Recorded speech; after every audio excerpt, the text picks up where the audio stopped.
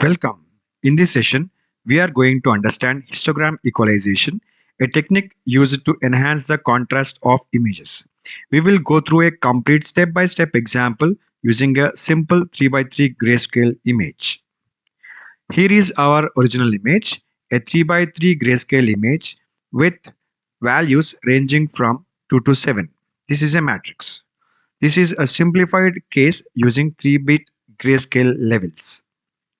Next, we count how often each gray level appears.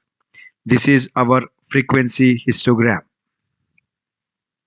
Now we convert counts to probabilities by dividing each by the total number of pixels, which is 9. This gives us the PDF, that is a probability density function.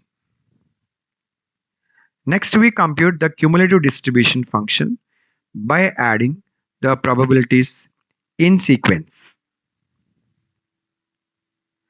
We now apply the histogram equalization formula to get new gray levels based on the cumulative distribution function.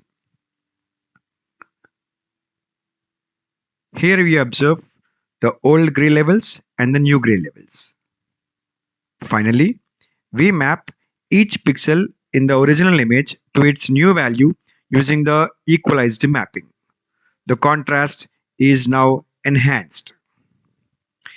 Histogram equalization improves the contrast based on the concept of probability density function and the cumulative distribution function. To summarize, histogram equalization enhances image contrast using a systematic approach involving the probability density function, cumulative distribution function, and remapping the pixel values.